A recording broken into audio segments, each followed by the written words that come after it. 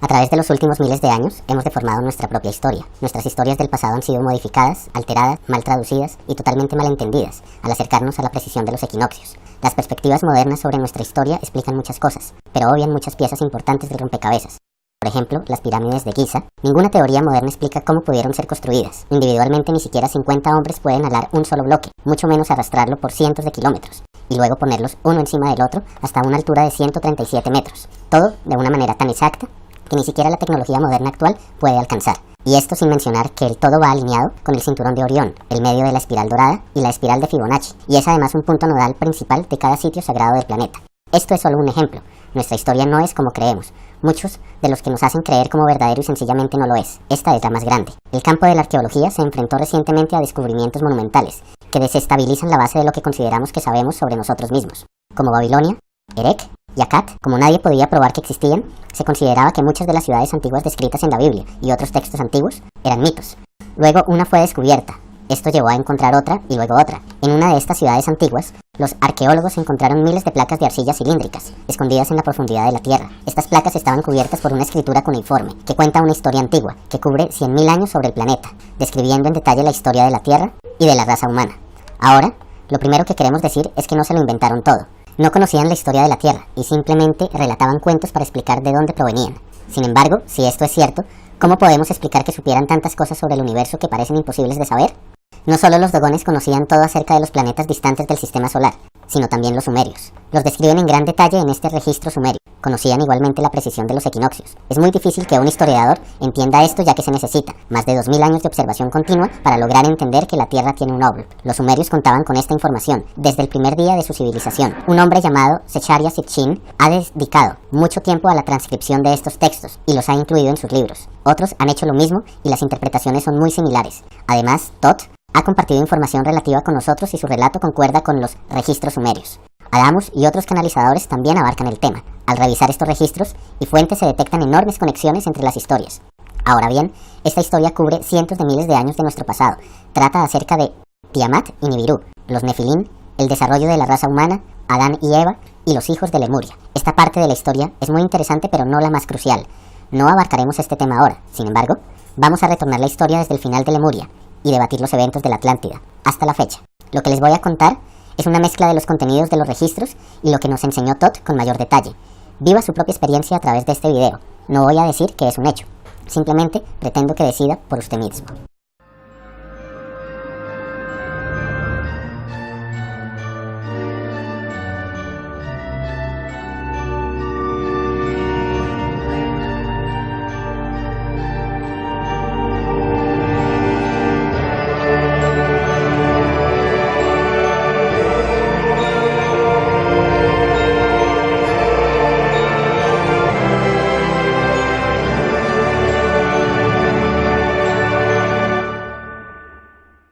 Hace mucho tiempo, los humanos existían en un nivel de conciencia muy alto. Éramos interdimensionales y muy psíquicos. Comunicábamos a través del pensamiento y la emoción, similar a los animales, y no a través del habla y la escritura. Esto parece muy primitivo. Vivíamos principalmente en una serie de islas llamadas Lemuria, pero surgió un cambio de conciencia. Nuestra conciencia creció y las islas de Lemuria se hundieron bajo los océanos. Simultáneamente a este cambio, un nuevo continente surgió de las aguas. Lo llamamos Atlántida. Al inicio del siglo XX, el trayecto espiritual de los Estados Unidos era similar a lo que sucede hoy en día. La gente comenzó a aprender sobre la meditación y a estudiar tierras antiguas como Atlántida y Lemuria. Se encontró cierta evidencia que comprueba que Lemuria existió y que tuvo que ver con corales. Como saben, el fondo del océano sube y baja. Los corales pueden existir hasta 46 metros bajo la superficie del agua. En 1910, la superficie del océano era probablemente más alta, ya que se visualizaban los anillos coralinos desde la isla de Pascua y a lo largo de una gran distancia. Se estima que se encontraron estos anillos a una profundidad de 550 metros, lo que significa que para haber existido debieron haber iniciado mucho más arriba y se fueron hundiendo lentamente. Más importante aún, encontraron igualmente la misma flora y fauna, desde las islas hawaianas hasta la isla de Pascua. Es una gran distancia, pero al mirar un mapa se visualiza una gran cadena. Según Thoth, esta cadena solía bordear las orillas occidentales de Lemuria. Solo estas islas cuentan con la misma flora y fauna, los mismos árboles, insectos, bacterias, todo. La ciencia podría explicarlo únicamente si hubiera existido puentes terrestres más cercanos entre estas islas en algún momento.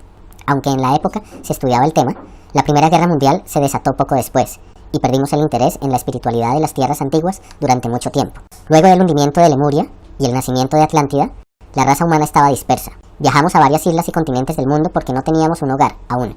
No sabíamos a dónde ir. En ese entonces, cerca de 1000 humanos contaban con un nivel de conciencia muy alto, mayor al resto de los humanos. Se les llamaba los Nacals, hoy conocidos como Maestros Ascendidos. Los Nacal iniciaron el proceso de preparación de Atlántida como nuestro nuevo hogar. Proyectaron sus energías a través de la superficie del continente, bajo la forma del árbol de la vida, no con 10 círculos sino con 12, uno adicional en la parte superior en la isla Udal y otro en la parte inferior, en el agua. 10 componentes se encontraban en la isla como tal. Aunque se extendiera por cientos de kilómetros, se proyectaba bajo la exactitud de un solo átomo. Decidimos ir a Atlántida en razón de la Kundalini. En los humanos, el Kundalini se refiere frecuentemente a la serpiente de luz que recorre la espina dorsal. Al activarla, genera una gran cantidad de energía a través de todos los chakras. La Tierra como tal también tiene una Kundalini porque la Tierra está viva, como un organismo. Recorre desde el centro del planeta hasta un punto específico en la superficie. Donde se encuentra el Kundalini, la gente se convierte en los líderes espirituales del mundo. La Tierra escogió a Atlántida como nuevo centro de energía del planeta.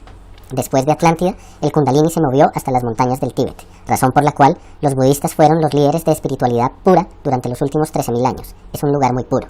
En los últimos 10 años el Kundalini cambió de lugar nuevamente, pero esta historia es para otro momento.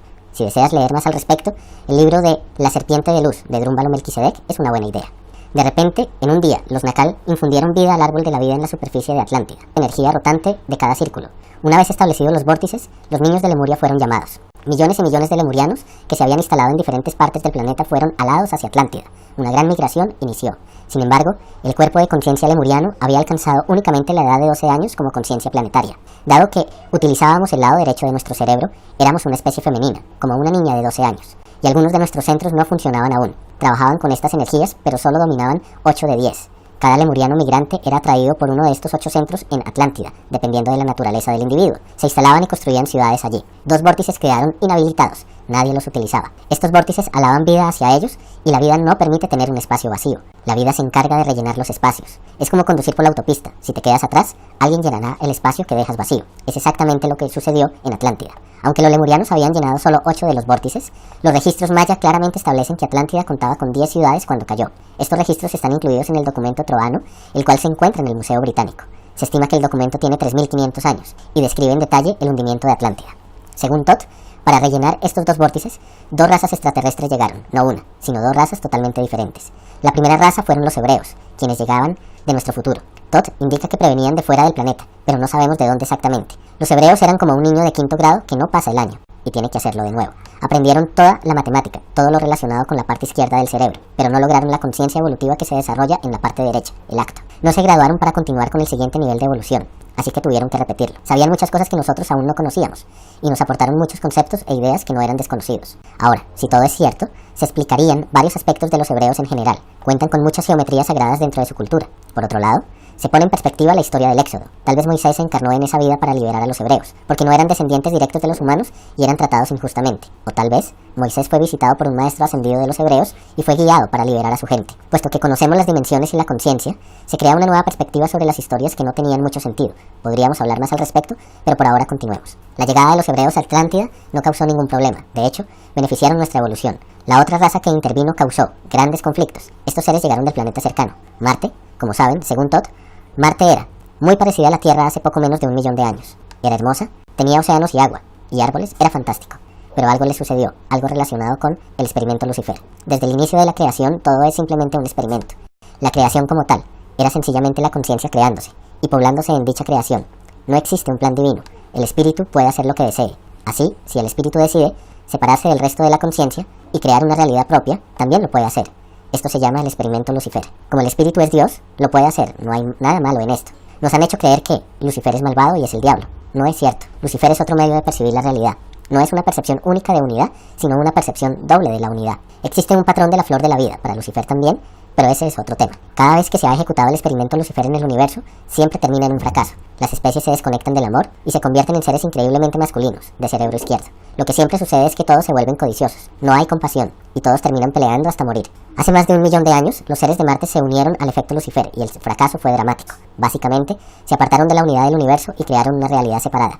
Cuando los marcianos cortaron el lazo del amor, se convirtieron totalmente en seres masculinos, lógicos y sin emociones. Se desató una guerra en Marte, convirtiéndolo en un campo de batalla. Eventualmente se supo que Marte no sobreviviría. Explotaron su atmósfera y destruyeron la superficie del planeta. Nova recientemente realizó un episodio sobre el magnetismo planetario y describieron muchas cosas interesantes sobre Marte. El planeta no contaba con un sistema magnético. Sin embargo, la superficie estaba magnetizada, implicando así que en algún momento lo tenía y algo sucedió. Ya hemos debatido sobre la estrella tetraédrica. Ahora quiero ofrecer un breve entendimiento del Merkaba. El Merkaba se conocía en tiempos antiguos como vehículo de ascensión. Es el campo de energía de la estrella tetraédrica alrededor del cuerpo.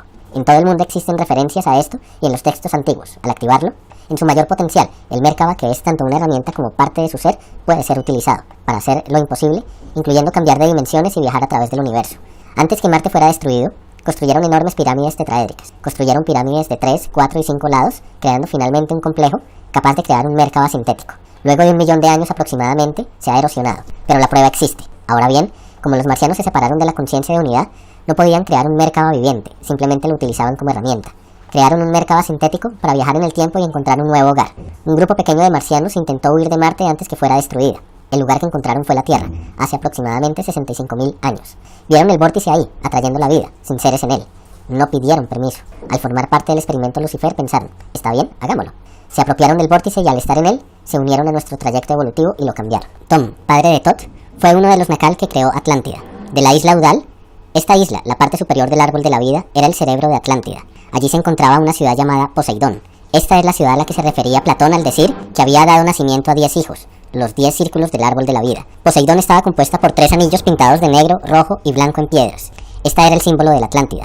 El círculo interno representaba a los Nakal, el del medio al clero, llamado Maya, y el extremo representaba a la gente común y corriente de Atlántida. Regresaremos a este tema más adelante. Solo unos pocos miles de marcianos llegaron a la Tierra a través del Merkaba sintético. Lo primero que intentaron hacer al llegar a Atlántida fue apoderarse del continente. Intentaron declarar la guerra e invadir. Sin embargo, eran vulnerables, ya que eran muy pocos en comparación con los millones de atlanteanos, y finalmente logramos dominarlos. Logramos que no nos conquistaran, pero no podíamos enviarlos de regreso. Cuando esto sucedió en nuestro trayecto evolutivo, teníamos la conciencia planetaria de una niña de 14 años. Los marcianos eran una especie masculina y de muchos años. En realidad, era una niña de 14 años siendo dominada por un hombre de 60 o 70 años. No teníamos mucha opción. Los marcianos llegaron y dijeron, gústeles o no, aquí estamos. No importaba lo que pensábamos o sentíamos al respecto. En realidad, no era diferente a lo que los colonos del norte hicieron a los americanos nativos. Una vez terminó el conflicto inicial, se acordó que los marcianos tratarían de entender el lado femenino del cual carecían, el sentimiento emocional. Las cosas se estabilizaron un poco durante un tiempo, pero los marcianos implementaron poco a poco sus tecnologías de cerebro izquierdo, y que los atlanteanos no conocían. Los marcianos continuaron generando invenciones que provenían de la parte izquierda de su cerebro, hasta que los atlanteanos poco a poco comenzaron a ver las cosas a través de esta parte del cerebro. Lentamente nos convertimos en una especie masculina. Los marcianos ganaron el control poco a poco, hasta que adquirieron todo el poder, tal y como era su intención. La animosidad entre los atlanteanos y los marcianos nunca desapareció, ni siquiera cuando Atlántida cayó. Se odiaban. Los atlanteanos fueron discriminados y tratados como inferiores. Era como un matrimonio que no agradaba el componente femenino, pero al componente masculino no le importaba si le agradaba o no. Así duró mucho tiempo, hasta hace cerca de 26.000 años, cuando la siguiente fase inició lentamente. Antes de continuar, debemos hablar sobre las inversiones polares. En los años 30, Edgar Cayce canalizaba información para un geólogo, cuando de repente dijo, hay algo que debes saber. En un futuro cercano, los polos de la Tierra se van a invertir. Cayce era un hombre brillante que contaba con una fuerte conexión con las dimensiones más grandes. Así se comunicaba con otros seres por el bien de la raza humana. Al final, gracias a estas canalizaciones, se creó el sistema de creencias llamado Nueva Era. Él simplemente colocaba estas ideas en cajas de entendimiento porque nadie entendía lo que él hacía en esa época. No obstante, cuando Cayce hablaba, la gente lo escuchaba. Los geólogos comenzaron a explorar la posibilidad de una inversión polar y descubrieron algo sorprendente. Una serie de evidencias surgieron y dieron peso a las creencias de Cayce. La visión del mundo sobre este tema ha cambiado. Los científicos creían que si se producía una inversión polar se experimentaría igualmente un cambio en los polos magnéticos. A través del estudio de los yacimientos de lava, los geólogos lograron identificar dónde se encontraban los magnetismos polares cuando los yacimientos de lava se endurecían a una cierta profundidad. Descubrieron que los polos magnéticos anteriores no se encontraban donde se encuentran ahora, sino en Hawái. La última inversión tuvo lugar hace 13.000 años. Llegaremos a este punto de la historia pronto. Realizaron otra prueba que reveló que otro cambio se llevó a cabo hace 26.000 años también. Los científicos descubrieron igualmente que las inversiones polares suceden de manera muy rápida. En un solo día el magnetismo da una vuelta completa y gira 90 grados. Otra vez esta cifra. Y en el lapso de 24 horas, el Sol se levanta en un lugar diferente al que se levantó el día anterior. Esta inversión ha sucedido cientos de veces en los últimos 100 millones de años en la Tierra. Sin embargo, ahora el proceso es cada vez más rápido y cobra cada vez más velocidad, con solo 13.000 años de diferencia entre cada uno. Un punto de vista totalmente nuevo está siendo comprendido.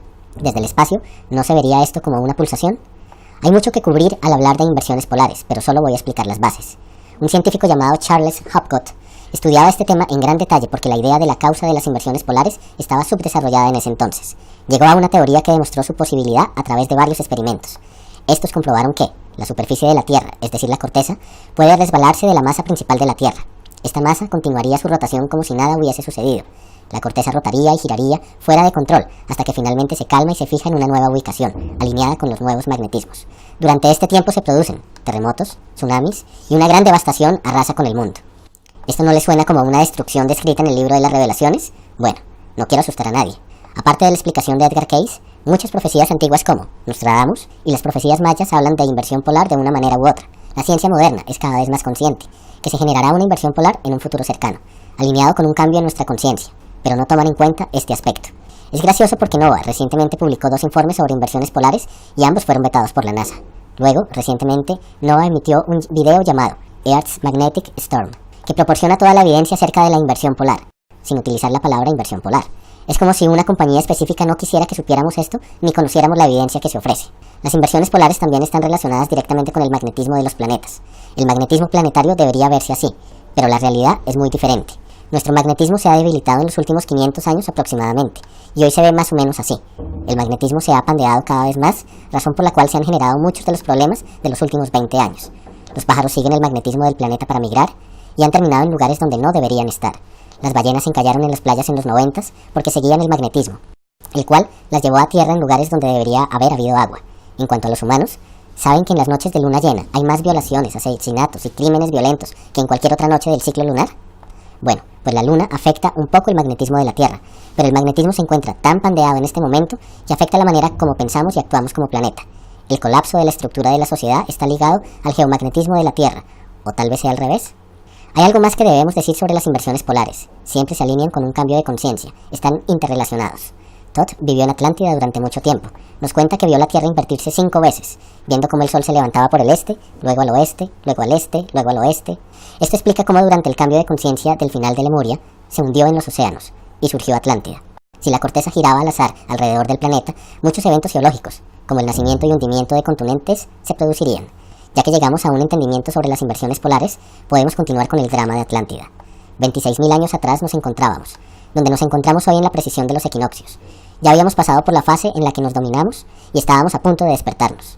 En ese momento se produjo un cambio de conciencia. Nuestra conciencia bajó, no subió. Una parte de Atlántida, del llamado Rhode Island, se hundió en el océano. El hecho asustó muchísimo a los atlanteanos, ya que pensaban que perderían todo el continente, como sucedió en Lemuria.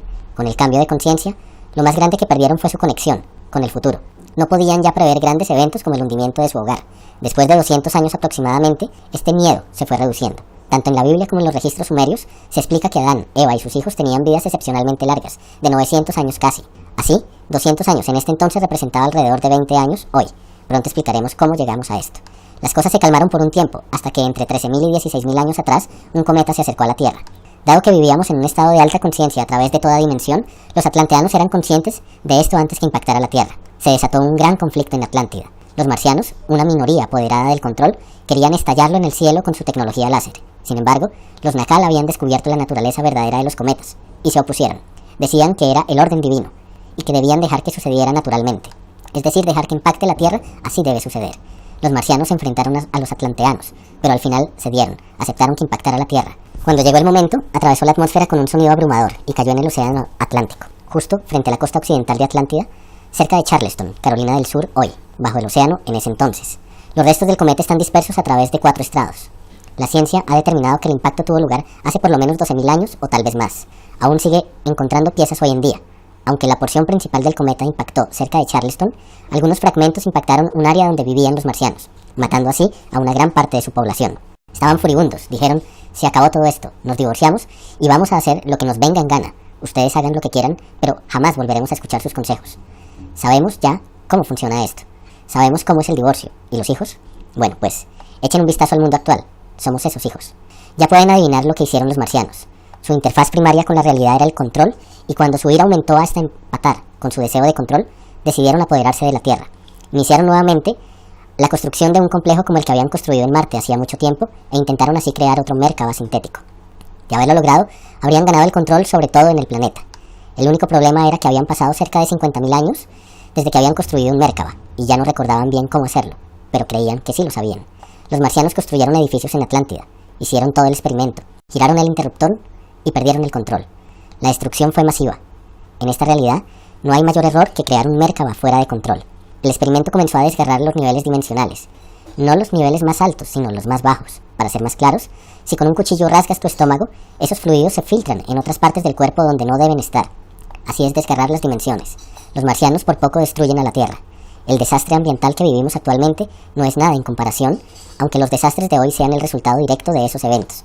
Debido a este desgarrón en los niveles dimensionales, un enorme número de espíritus y seres dimensionales de nivel bajo fueron sacados de su zona de confort y lanzados a niveles más altos.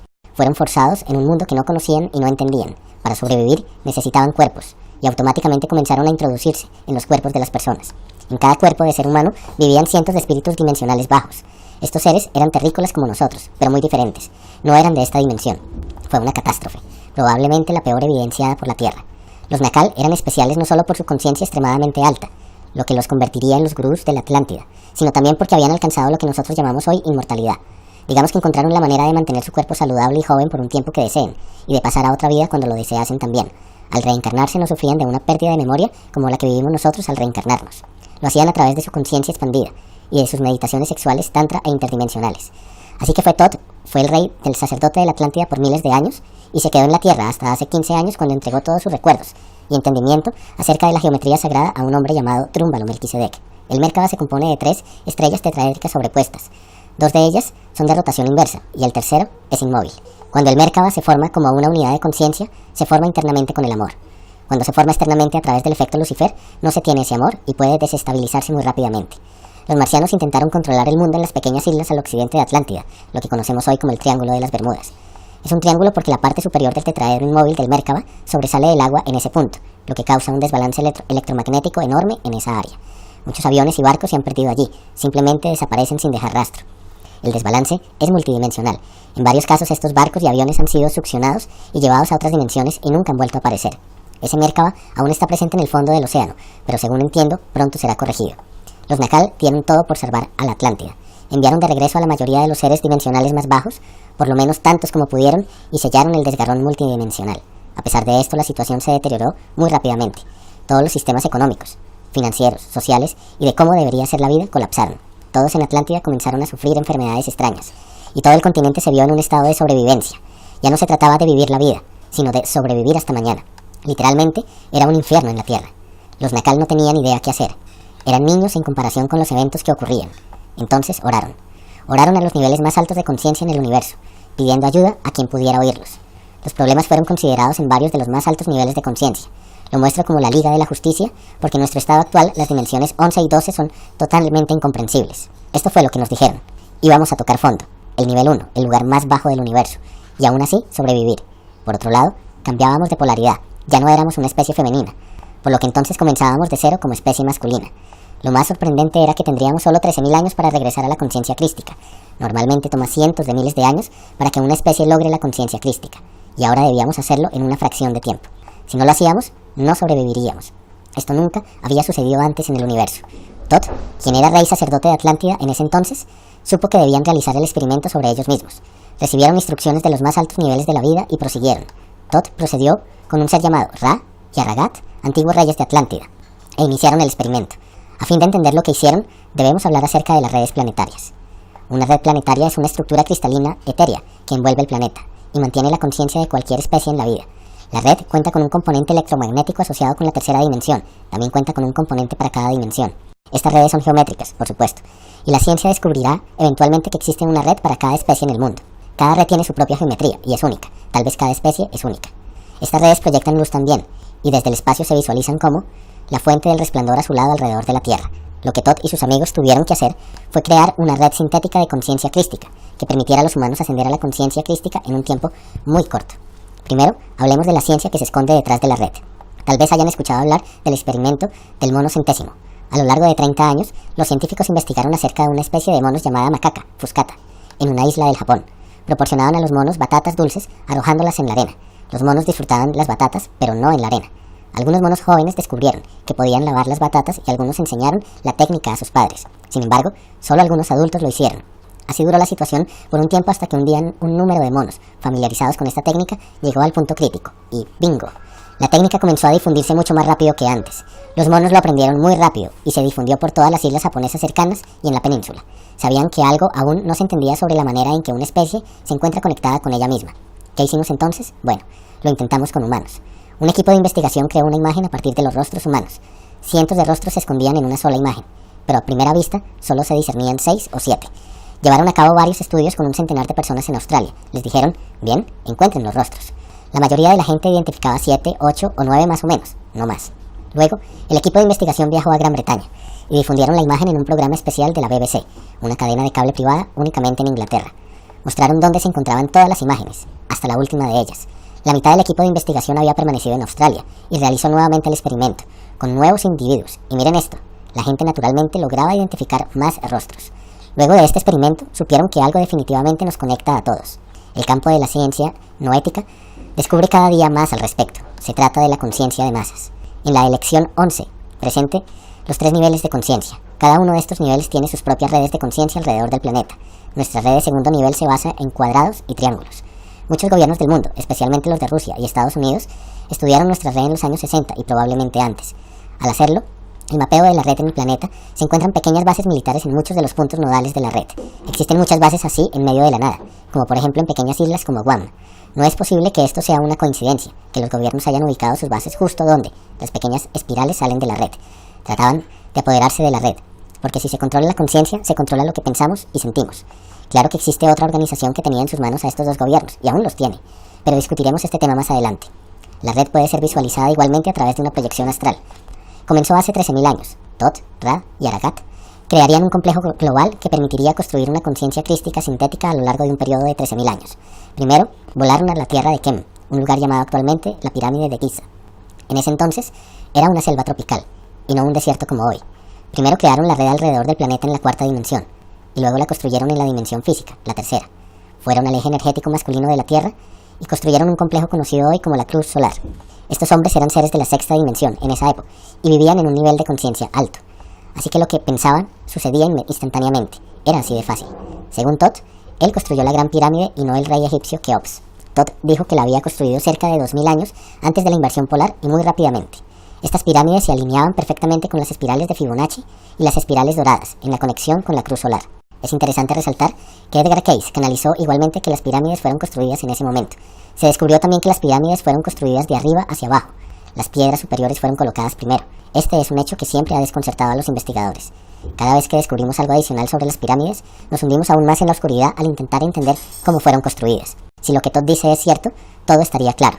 Thoth y sus amigos construyeron en la 4ª dimensión toda una red de templos y estructuras a lo largo de esta red planetaria, ubicándolos sobre los nodos de esta nueva conciencia crística sintética que estaban creando. Todos fueron construidos con bases en las espirales doradas y de Fibonacci. Todas se referían matemáticamente a la Cruz Solar en Egipto a través de la Gran Pirámide. La creación de todos los sitios sagrados en el planeta no fue un accidente. Una única conciencia los creó a todos, desde Machu Picchu hasta Stonehenge, pasando por Sonagún.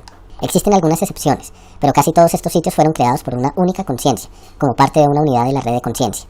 Aunque la Gran Pirámide fue construida directamente en su totalidad, muchas de las estructuras antiguas del mundo fueron construidas en la 4ª dimensión y poco a poco salieron de esa frecuencia hasta que se manifestaron en la 3ª dimensión a través de un largo periodo.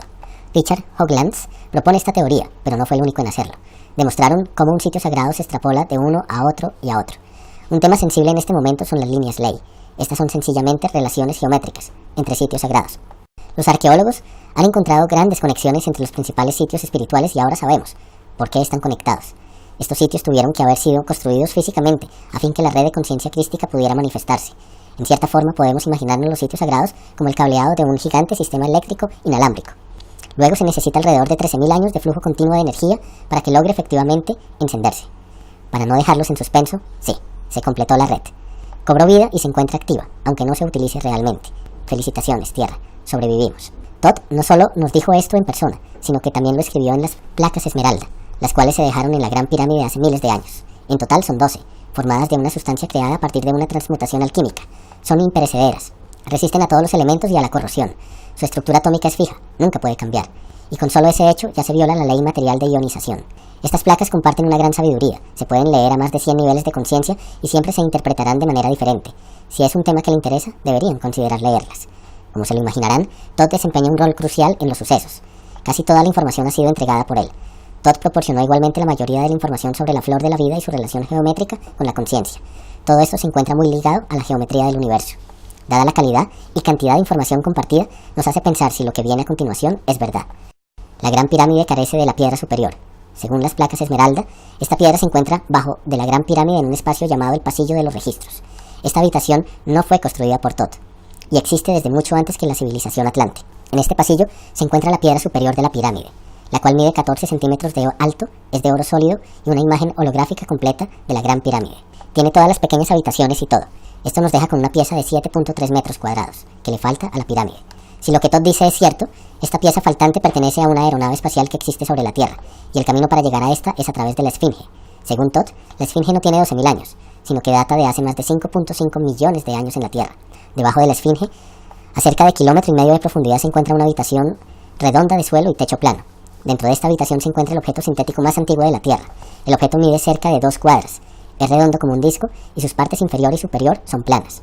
Su grosor es de 3 átomos, excepto por un patrón inferior y superior que se ve así. Este patrón tiene un grosor de 5 átomos. Todd explica que se enciende a través de la conciencia, los pensamientos y emociones, y nos conecta con nuestro propio Merkaba viviente. Esto significa que se convierte en una extensión de nosotros y de nuestros campos de energía. La nave está estrechamente conectada con el espíritu de la Tierra, y es la protectora de todo en el planeta. Todd construyó la pirámide de manera que esta nave pudiera caber en ella. Al ubicarse en la parte superior de la pirámide, crea esta imagen desde arriba. La nave en disco crea una circunferencia igual al perímetro de la Gran Pirámide. Como lo observamos en la lección 11, cuando este ratio aparece, la vida se genera. Esta nave solo puede ser utilizada por las almas más puras. Como pueden ver, al acercarnos al punto en la precisión de los equinoccios en el que nuestros polos se invierten, nos volvemos muy vulnerables. Las cosas se degeneran y con el caos, ciertas especies desean tomar el mando. Es algo que siempre ha sucedido, no solamente con nosotros, sino con toda la conciencia evolutiva. Cada vez que una toma de control parece inminente, una persona muy pura descubre su camino hacia la nave y la levanta en el aire. La Tierra y el Sol se conectan con esa persona y le otorgan el gran poder. Luego ocurre algo que dicha persona piense y sienta. Piénselo. Si la conciencia es el componente principal del planeta entero, ¿no tiene sentido que cuente con su propio mecanismo de defensa? Esta defensa es una aeronave que se encaja en la Tierra y el Sol, permitiendo así que la Tierra obtenga una protección. Nuestra toma de control ya sucedió, el mismo año en el que la red crística se activó. El año fue 1989, y teníamos problemas con los grises, una raza extraterrestre que lentamente planeaba su toma de control debido a un conflicto que teníamos. Una mujer muy pura del Perú realizó el proceso de ascensión a la red de conciencia crística y encontró la nave. La sintonizó en la frecuencia de la 4ª dimensión, a la cual elevó la nave, y manifestó una situación para que los grises se fueran. En un periodo muy corto, los grises se enfermaron y se mantuvieron enfermos todo el tiempo que permanecieron acá. Por ahora, se les ha obligado a irse y estamos seguros una vez más. La nave es una nave de guerra en el sentido que cada vez que una raza intenta tomar el poder, la persona simplemente pensará que se aparten, es decir, que piensen en una situación y los obliga a retirarse. Regresando a los eventos en Atlántida, luego de completar el complejo de Egipto, Todd y sus compañeros regresaron a Atlántida, donde esperaron por 200 años, hasta ese punto crítico en la precisión de los equinoccios, en el que los polos se invierten. Sabían que Atlántida se hundiría y estarían preparados. Todd, los polos se están invirtiendo. ¿Ah? ¿La inversión polar? Sí, ¿qué le pasa a tus ojos? No sé. Cuando Todd detectó las primeras señales de la inversión polar, regresaron a la tierra de Kem y elevaron la nave de guerra en el cielo. Fueron a Atlántida y recogieron a los Nakal. Los Nakal no eran sencillamente pasajeros. Cada ser trabajaba en unidad para crear un Merkaba muy poderoso alrededor de ellos y de la nave. Regresaron a la Gran Pirámide y aterrizaron en la parte superior, formando el número áureo con la pirámide. Luego, todo sucedió. Los polos comenzaron a invertirse y la conciencia humana se desplomó.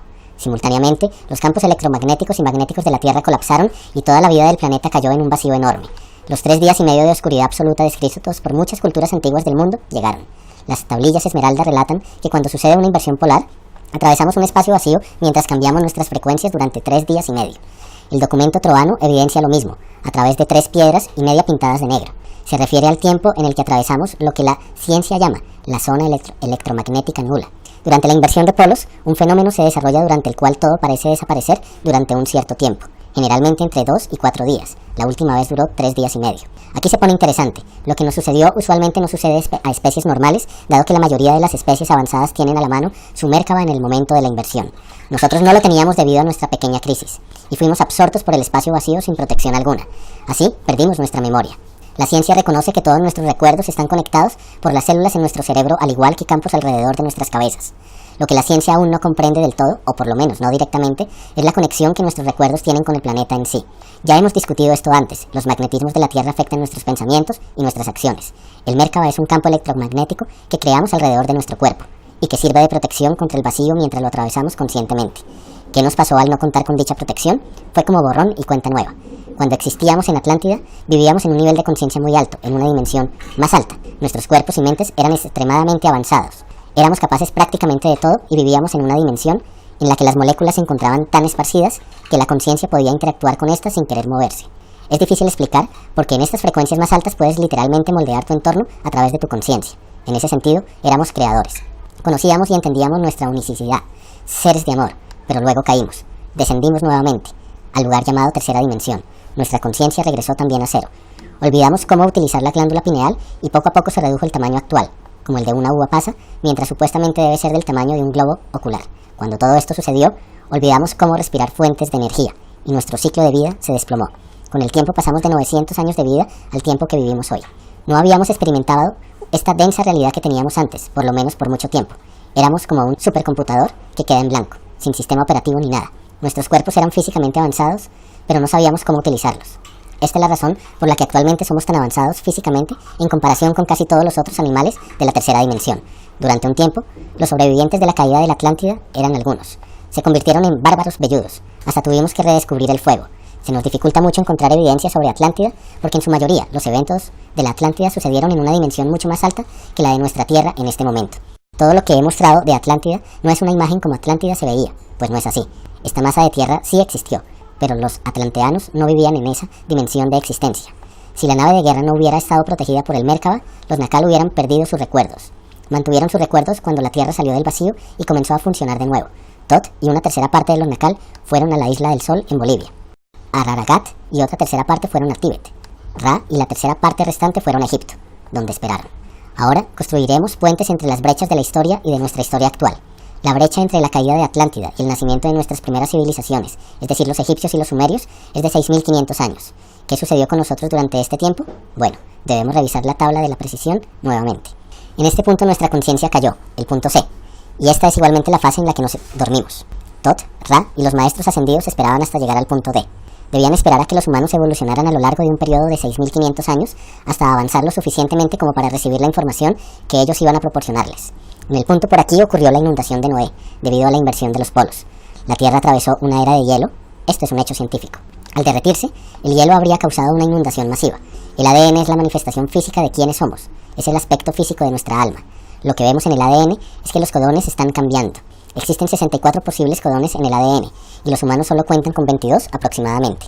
Lo que descubrimos es que en estos niños se activan unos 6 codones más y escogen 2 de los 6. Llamamos a estos niños índigo o cristal, y posiblemente los superpsíquicos también. Ahora, esto es un cromosoma. Básicamente se trata de mucho ADN envuelto en esta extraña forma en H, la cual se encuentra en cada célula y forma parte de nuestro cuerpo de conciencia. Lo que Tot nos explica es que cada nivel de conciencia visto aquí no solo cuenta con su propia red de conciencia, sino con su cambio de cromosomas igualmente.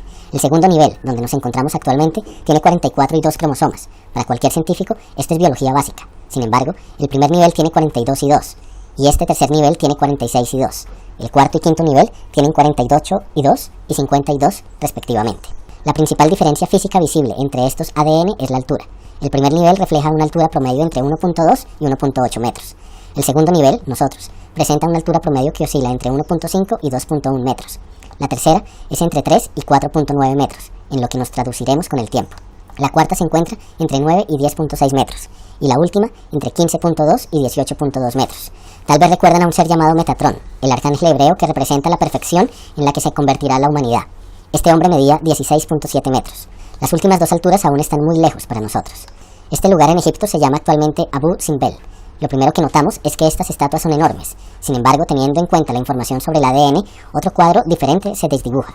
Si estos seres se pusieran de pie, encajarían en el quinto nivel de conciencia. Estos seres de una pared diferente miden 10.6 metros, el cuarto nivel de conciencia. Por este lado, vemos unos de la tercera dimensión. Al ver todo esto, los arqueólogos pensaron que significaba que el hombre era mucho más importante que la mujer. En realidad, los reyes de Egipto poseían 5 nombres diferentes, uno para cada nivel de conciencia. Algunos de los reyes hasta podían traducirse en diferentes dimensiones, y así fue como guiaban a la población, con el poder de los dioses. En Egipto, según los mejores arqueólogos e investigadores actuales, los egipcios y sumerios iniciaron sus civilizaciones casi al mismo tiempo. Ambas civilizaciones surgieron de la nada, con habilidades de escritura que no se han superado desde entonces. Cuando emergieron, eran muy sofisticadas y claras, y a través de las generaciones se fueron degenerando. Ningún arqueólogo logra explicar cómo esto sucedió o cómo pudo haber sucedido. ubicaban a Egipto y Sumeria en una clasificación especial llamada la evolución en escalera. Sucedió así, un día en Egipto obtuvo su idioma, y total y completo, luego el conocimiento se estabilizó. Poco después dio un brinco. De repente, conocían perfectamente todo acerca del agua y de los sistemas de los fosos. Un poco después, ¡boom! Son los maestros de la hidráulica. ¿Cómo lograron esto Egipto y Sumeria? Esto fue lo que dijo Tot. Mientras evolucionábamos por nosotros mismos durante 6.500 años, Ra y los maestros ascendidos esperaban bajo la tierra en una ciudad justo debajo de la Gran Pirámide. Retomaremos este tema en un momento. Tat, hijo de Tot, formó un grupo llamado la Hermandad Tat. Un grupo secreto que aún existe hoy en día como protectores y guardianes de los templos sagrados. Actualmente, aún se encuentran conectados con los maestros ascendidos. Así, hace cerca de 6.000 años, algunos miembros de la Hermandad Tat esperaban a que encontraran a alguien que pudiera entender lo que les enseñarían. Cuando encontraban a alguien, simplemente sintonizaban sus frecuencias en la tercera dimensión. Se dirigían a ellos y les proporcionaban la información sin preludio. Decían, si haces esto, sucede aquello. Los egipcios se sorprendían. Luego regresaban bajo la tierra, esperaban otro rato y repetían el proceso. Luego de un corto periodo de tiempo, la evolución egipcia y sumeria se disparó. En cuanto a los sumerios, recibieron igualmente una historia más detallada por parte de aquellos que los asistían. Describieron a los sumerios todo lo que los recordaban. Dijeron, esta es la historia del planeta, escríbanla. Los sumerios conocían la precisión de los equinoccios, ya que habían oído la historia por parte de los Nakal de Atlántida. Luego de este periodo, comenzamos a quedarnos más dormidos, y las cosas empeoraron una vez más. Fue la fase de la precisión en la que caíamos en el sueño, y aunque los Nakal nos dieron un empujón, conscientemente nos quedábamos dormidos. Es hora ya de contar una historia acerca de la ciudad bajo la pirámide. Recomiendo mantener una mente abierta porque existe poca evidencia que sustente lo que estoy a punto de decir. Por más de 40 años, Drúmbalo Melquisedec ha estudiado la conciencia humana, a través de la geometría sagrada y los profesores y maestros espirituales alrededor de todo el mundo. En 1996 fue conectado por una fuente de Egipto que confirmó que algo increíble había sido descubierto. Una estela de piedra había surgido de la tierra entre las patas de la esfinge de la luz. La removieron y cavaron y la tierra debajo de la esfinge.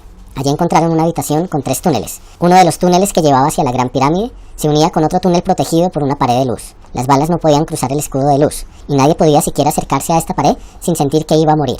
El gobierno egipcio encontró a una persona particular que logró apagar el escudo. Habían traído a Paramount Studios para filmarlo todo. Tal como filmaron la apertura de la tumba del rey Tut, su relación con Egipto era buena. El gobierno quería varios millones de dólares por parte de Paramount, pero a último momento pidieron 1,5 millones más bajo cuerda.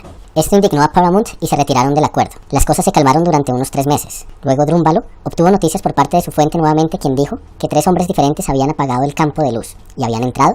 Se encontraron dentro de un edificio muy grande que se extendía por varios kilómetros. En realidad era la esquina de una enorme ciudad bajo la tierra. Era en realidad un enorme edificio. Un poco después, un arqueólogo egipcio llamado Larry Hunter describió lo mismo, pero de manera más detallada. Dijo que era de 10.5 kilómetros por 12.9 kilómetros de ancho y de 12 pisos de alto, y que la ciudad estaba contornada por templos específicos en Egipto. Las 3 pirámides estaban alineadas con el cinturón de Orión, pero hay también otros templos para una de cada 2 estrellas en esa constelación. Los templos delinean la ciudad bajo la tierra y están construidos de una piedra especial que no encuentran únicamente en Egipto, la Constanton. Increíblemente, muy recientemente se encontraron túneles antiguos cerca de Rumania que conducen tanto a Egipto como al interior de la tierra. No contamos con tiempo para detallar esta parte de la historia, pero si lo deseas, refiérete al libro Transylvania Sunrise, de Radu Sinamarra. Para ser claros, esta es una teoría que no ha sido aceptada por el gobierno egipcio, pero la ciudad subterránea que Tot indicó que se encontraba allí está marcada, según Hunter, por templos compuestos por una sustancia única, y los templos coinciden con el patrón de la constelación de Orión. 4.000 años después de la evolución en escalera, nos encontrábamos en la etapa más baja de nuestra evolución. Tocábamos fondo en el camino hacia la concienciación. De repente, de la oscuridad surgieron 3 hombres para darnos un empujoncito. Todo en el antiguo Egipto era sintético. Toda la civilización se basaba en el logro de estados de conciencia más altos. Sin embargo, debían hacerlo a través de ciertas herramientas. No vamos a analizar cada herramienta individualmente, pero démosle un vistazo. Esta herramienta se utilizaba para transferir vibraciones al cuerpo. También existían el gancho y el mayal. Este pequeño dispositivo era una especie de generador para aumentar las vibraciones, aunque no hay mucha información disponible sobre este. Este objeto, sin embargo, era su herramienta más importante, el Ankh. Consideraban al Ankh como el secreto para la vida eterna y no lo utilizaban como herramienta física, sino como herramienta energética. Lo utilizaban para alar su energía sexual. Este tema es extenso. Podemos ver cómo la energía viaja hacia la parte superior e inferior del cuerpo a través del tubo vertical entre 5 canales de energía que rotan en sentido contrario mientras se extienden por el cuerpo. Pero, básicamente, la energía sexual es una energía increíblemente poderosa. Abusamos de ella hoy en día, pero lo que los egipcios sabían era que al tener un orgasmo, una gran cantidad de energía brota de nuestro chakra de origen hasta la cabeza, a través de la columna, y luego es liberada.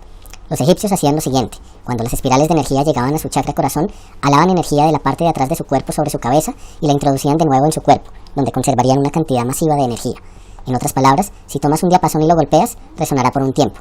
Si se le sujeta un ankh y se le golpea, resonará por lo menos 3 veces más de tiempo. Los egipcios hacían esto con sus cuerpos. Cambiando un poco de tema, cuando Atlántida fue creado inicialmente, los Nakal formaron algo llamado la Escuela de Misterios. Se trata de un tipo especial de escuela donde se aprende acerca de la conciencia, de los diferentes aspectos de la exposición de la conciencia y eventualmente se aprende a llegar a un lugar en el que se logra la inmortalidad. Generalmente tomaba mucho tiempo llegar a este estado, razón por la cual solo existían cerca de 1000 Nakal en comparación con los millones de lemurianos en el inicio de la Atlántida. El primer atlanteano en lograr el estado inmortal fue un hombre llamado Osiris. La mitología egipcia antigua cuenta su historia. En un momento de furia, Osiris fue asesinado y cortado en pedazos por su hermano, y luego los pedazos fueron esparcidos. Esto realmente sucedió en Atlántida, aunque tal vez los mitos exageren cómo sucedió. La esposa y hermana de Osiris juntaron las piezas y al unir la pieza final, restauraron el flujo creativo de energía y su espíritu regresó a su cuerpo. De esta manera Osiris se convirtió en inmortal. Fue el primer inmortal de Atlántida. Esta historia fue contada en el antiguo Egipto con muchos muros de templos. Les contaré por qué. Osiris atravesó 3 fases de conciencia. La primera fase fue entero. La segunda fue separado de sí mismo, físicamente. Y la tercera fue entero de nuevo. Los Nakal utilizaron el entendimiento de Osiris sobre la manera de llegar a la inmortalidad, para crear un patrón que enseñara cómo otros podían alcanzar la inmortalidad igualmente. Claro, está a través de la conciencia, sin necesidad de ser despedazados. Con el tiempo, esto se convirtió en lo que llamaríamos la religión de la Atlántida, pero para ello se trataba más de un entendimiento profundo al cual se adherían. Este patrón fue utilizado en Egipto igualmente. A través de la evolución en escalera, comenzamos a pasar del primer nivel de conciencia al segundo. Antes de la caída, teníamos recuerdos increíbles. No era esta recolección vaga que tenemos ahora, solo que hoy la vemos como un recuerdo holográfico en 3D. Luego de la caída, aún contábamos con la memoria fotográfica y podíamos compartir estas experiencias, lo que llamamos los sueños. Los aborígenes de Australia aún cuentan con esta memoria. Sin embargo, con la introducción de la escritura, comenzamos a pasar del primer nivel de conciencia al segundo. Perdimos nuestros increíbles recuerdos y nos separamos entre nosotros y de nosotros mismos. Thoth fue quien introdujo la escritura, y al estudiar la cultura del antiguo Egipto, esta dice: Thoth nos trajo la escritura, al igual que muchas otras cosas. Al estar en el segundo nivel, las cosas comenzaron a cambiar con el tiempo y se desarrolló un problema muy serio que, de no haber sido resuelto, habría causado catástrofes enormes en nuestro futuro cercano. Básicamente en Egipto, los maestros ascendidos habían utilizado el código genético de los cromosomas cambiantes de Osiris para mostrar a los demás el camino a la ascensión. Desarrollaron un sistema de 42 y 2 dioses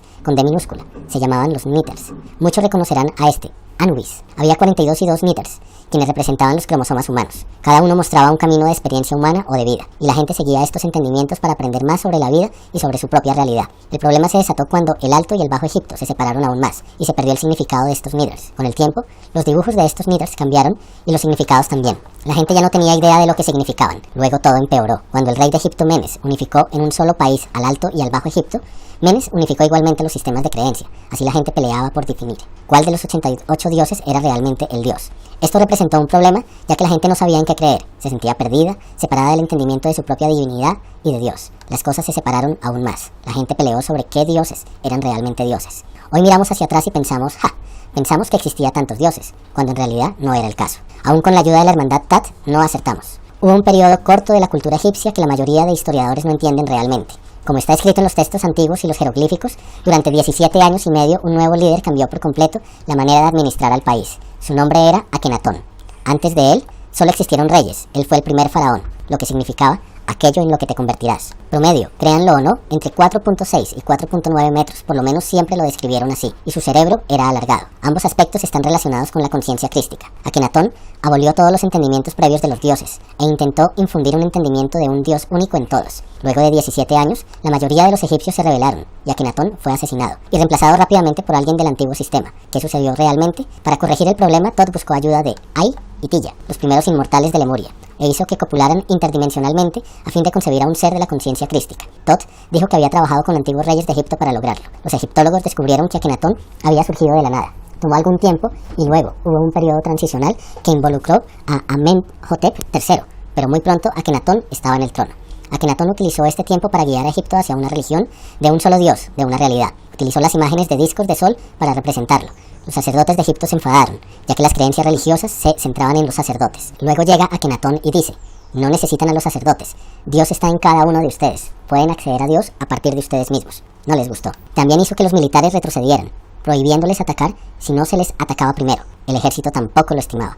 En general, la gente no lo estimaba porque les gustaba alabar a muchos dioses. Con el tiempo, se deshicieron de él. Luego de todo esto, ¿qué hizo Akenatón, que evidentemente salvó a la raza humana? Desarrolló una escuela de los misterios, con la intención de mostrar a un pequeño grupo de humanos la manera de ascender al estado inmortal. Usualmente tomaba cientos de años alcanzar el nivel de inmortalidad, pero Akenatón contaba con solo 17 años para producir resultados. Era arriesgado, pero lo logró.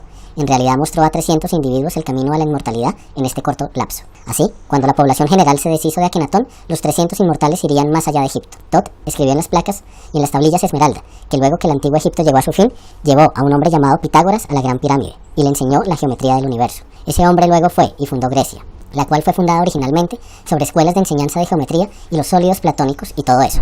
Tot vivió toda una vida allí también, y fue allí conocido como Hermes Trismegisto. Los inmortales de Akenatón se convirtieron en un grupo llamado la Hermandad Esenia. Inicialmente migraron a un lugar en Israel llamado Masada. Aún hoy, Masada es conocido como la capital de la Hermandad Esenia. Escuchen lo siguiente: en esta hermandad había dos personas especialmente, un hombre y una mujer. Es probable que hayan oído hablar de ellos, María y José. Como saben, era parte del plan de los maestros ascendidos que trajeran al mundo un ser que mostrara el camino hacia la conciencia crística. Llegaría a la tierra como un ser del segundo nivel, un hombre corriente, y alcanzaría la conciencia crística a lo largo de su vida. Luego, el proceso de ascensión, la experiencia de transición del segundo al tercer nivel llegaría a la red de conciencia que aún se estaba formando. Él lograba la transición porque provenía originalmente de estos altos niveles. Este hombre se conoce hoy como Jesús, aunque en ese entonces su nombre fuera Yahshua Ben Hur. Si Yahshua no hubiese aparecido, la experiencia de ascensión no estaría disponible para nosotros hoy. Ninguno de nosotros sería ni siquiera consciente que estos niveles más altos de entendimiento existen, y nos destruiríamos. Según Tot, María y José copularon interdimensionalmente. Físicamente María pudo haber sido virgen, pero copuló con José, en una manera que permitió un alma de una mayor realidad descender a la tierra y tener una experiencia humana. Usualmente esto es imposible de hacer de otra manera. A través del trabajo de Yahshua, llegó acá como nosotros, como un ser humano. Atravesó tres fases importantes: la muerte final, la resurrección y la ascensión, y nos ofreció estas tres experiencias para que pudiéramos accederlas en el camino. Como todos sabemos, falta una pieza a la historia de Jesús. Era un niño, desapareció por un tiempo y luego regresó cuando ya tenía 30 años. En un libro llamado Los 18 años de ausencia de Jesucristo, las teorías principales sobre el lugar donde él fue apuntan hacia el Himalaya, o las montañas tibetanas, donde se convirtió en un gurú iluminado. Luego trajo sus enseñanzas de regreso al mundo. Si recuerdan, en la parte primera, el Kundalini del planeta se encontraba en Tíbet en esa época. Las personas que vivían allí eran expertos muy espirituales y aún lo son hoy en día. Sobre el tema de Cristo quisiera hablar de algo más: la oración del Padre Nuestro. Actualmente la conocemos como la única oración que Jesús enseñó, pero ¿sabían que se trata de una oración de meditación geométrica? Un hombre llamado Bodhi McCoy estudió y analizó por más de 20 años esta oración a través de la geometría sagrada y descubrió algunos sincronismos increíbles. En su libro, Vivir la Promesa, explica cómo la oración original, no la versión extendida, cuenta con 7 segmentos o pensamientos que se alinean perfectamente con los 7 chakras y con las 7 ramas principales del yoga. Bodhi enseña cómo realizar esta oración de meditación, al igual que meditaciones que él y su esposa desarrollaron basados en el Padre Nuestro. Se llaman danzas del corazón. Es realmente increíble ver cómo todo funciona con las geometrías puras del universo. Para mayor información al respecto, refiéranse a la página livethepromise.net. Al estudiar la religión cristiana y la religión egipcia, se descubre que son paralelas en casi todo aspecto, excepto en el entendimiento egipcio de Dios. Gran parte de la evidencia demuestra que la religión cristiana se derivó de la egipcia. La cristiana luego regresó para desacreditar la religión egipcia. Alrededor de 300 años antes de Cristo, existía un consejo llamado el Concilio de Nicea, el cual era la sindicación entre las autoridades romanas, políticas y religiosas. Los líderes religiosos y políticos vieron que podían unirse e imponer mayor influencia sobre la gente y controlar la sociedad a través de su unión. En ese momento fue que comenzamos a ver la manifestación del Nuevo Testamento, el cual fue creado a partir de escrituras e historias, algunas más recientes y otras más antiguas, las cuales fueron renovadas e impuestas en la vida de Yahshua Ben Hur, quien conocemos hoy como Jesús de Nazaret. El término Cristo proviene de mucho antes, de la Biblia, de la palabra Cristila, una palabra que se deriva de los 7 sonidos principales de la creación. Cuando ocurrió la creación del universo, los tonos originales eran Ka, Ra, Ya, Sa, Ta, A, La. Cristil A fue dividido en 2 palabras en la tierra: Crist, que se convirtió en Cristo, y La, que se convirtió en Alá a través de la tradición oral. El símbolo de Atlántida eran 3 anillos, el uno dentro del otro. El interno representaba a los Nakal, el del medio se llamaba Maya y el externo representaba a los atlanteanos. El trabajo de los Maya era comunicar los mensajes del círculo interno a la gente corriente de Atlántida. Cuando Atlántida se hundió, los mayas tomaron su conocimiento, un cráneo de cristal con recuerdos de Atlántida y su calendario, y se fueron al lugar que hoy conocemos como la península de Yucatán, el lugar de nacimiento de la civilización maya. Su calendario es el más avanzado y más detallado del planeta, y sus raíces yacen en Atlántida. A lo largo de los últimos cientos de años, un grupo de personas había monopolizado lentamente el mundo entero. Hoy existen 13 familias que se encuentran entre las más ricas del mundo, poseen cerca de casi toda organización y gobierno, y controlan más del 95% del dinero. Controlan totalmente nuestro mundo moderno. Actualmente los llamamos los Illuminati, excepto que en realidad no lo son. La palabra Illuminati significa iluminados, y fue establecida hace mucho tiempo por una sociedad secreta que se enfocaba en expandir el conocimiento a través del entendimiento científico y espiritual. Originalmente, las sociedades secretas no eran malas, simplemente consistían en personas que entendían las cosas, entendían la información que una persona promedio no aceptaría y calificaría de diabólica. Estas sociedades debían mantenerse secretas debido al control que ejercía la Iglesia, y se refutaba lo que deseaba explorar. De aquí proviene la masonería. Al investigar este periodo, lo que probablemente sucedió fue que la Iglesia, quien contaba con la mayoría del control en ese entonces, probablemente infiltró algunas de estas organizaciones para garantizar que no estuvieran creando planes para exponer información y destruir el orden del mundo que había creado. Así, la Iglesia expuso a algunas de estas sociedades como adoradores del diablo y blasfemadores. El miedo frente a estos grupos creció. Con el tiempo, muchas sociedades secretas fueron desviadas por los corruptos y los infiltrados de la Iglesia, y ganaron más control en la Iglesia y en las grandes organizaciones que se estaban estableciendo. Actualmente, existen 13 familias en el mundo que lo controlan, y que poseen más del 95% del dinero. Son ávidos de dinero, poder y control. Se ha revelado mucha información sobre el ADN de estas familias últimamente, y se cree que es diferente que el del resto de la población humana. Se especula que comparten ADN que fue transmitido por la raza marciana u otras especies de razas. No contienen amor o emoción y son motivados únicamente por el deseo del poder. Llegamos así al final del cuento de la historia humana de la ciencia espiritual, pero no es realmente el final. Por una parte, solo hemos abarcado la superficie de muchos de estos temas. Por ejemplo, las sociedades secretas tomarían unas 2 o 3 lecciones más para entenderlas mejor. Además, la historia humana no terminaría porque aún la estamos viviendo, y lo que sucede en adelante depende de ustedes. Esta historia, aunque parezca increíble y escandalosa, explica muchas cosas. Piensen bien.